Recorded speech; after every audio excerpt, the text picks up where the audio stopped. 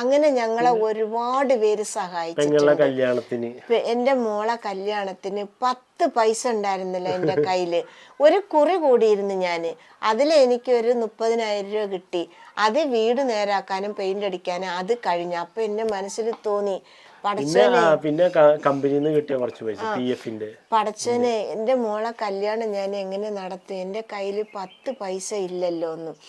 10 പൈസ ഇല്ലാതെയാണ് ഞാൻ സ്വർണ്ണക്കടയിൽ പോയിട്ട് സ്വർണ്ണം എടുത്തത്. ആ സ്വർണ്ണക്കടയിലുള്ളവരെ വീട് ഇവിടെ അടുത്താ, പക്ഷെ എനിക്ക് അവരെ അറിയില്ല. വെള്ളനാട് ജ്വല്ലറിയാണ്. ജ്വല്ലറി മുത്തു എന്നാ പറയണത് അങ്ങേരെ. പക്ഷെ അങ്ങേരെ ഞാൻ കണ്ടിട്ടുമില്ല. അങ്ങേരെ എന്നെ കണ്ടിട്ടുണ്ടോ എന്താ എനിക്കറിയില്ല.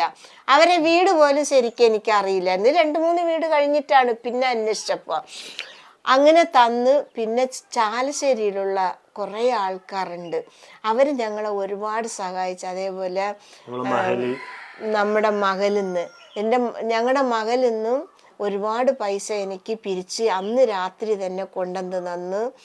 പിന്നെ ചാലശ്ശേരിയിൽ ഒരാൾക്കുണ്ട്, അലിക്ക പറഞ്ഞിട്ട്, അവരെനിക്ക് ഒരുപാട് പൈസ പിരിച്ചു കൊണ്ടുവന്ന് തന്നു. അങ്ങനെ എൻ്റെ മോളെ കല്യാണത്തിന് 10 പൈസ കടയില്ലാതെ എൻ്റെ മോളെ കല്യാണം ഭംഗിയായിട്ട്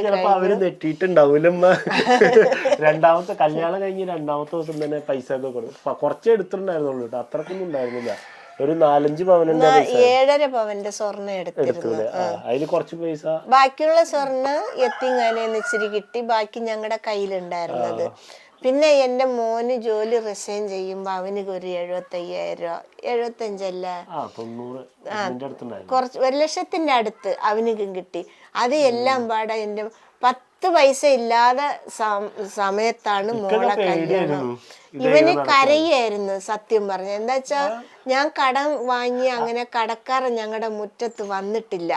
അപ്പൊ ഇനി കടം കുറെ ആവുമല്ലേ, അപ്പോഴാണ് ഇവന് കൂടെ. പക്ഷെ എൻ്റെ മനസ്സിൽ ധൈര്യം ഉണ്ടായിരുന്നു. എന്താന്ന് പറഞ്ഞ, നമ്മൾ ആർക്കും ഒരു തെറ്റും ചെയ്തിട്ടില്ല. എല്ലാരും നല്ലപോലെ സഹായിച്ച് മോളെ കല്യാണം ഭംഗിയായിട്ട് 10 പൈസ ഇല്ലാത്തടത്തുനിന്ന് സന്തോഷത്തോടെ കഴിഞ്ഞു പോയി.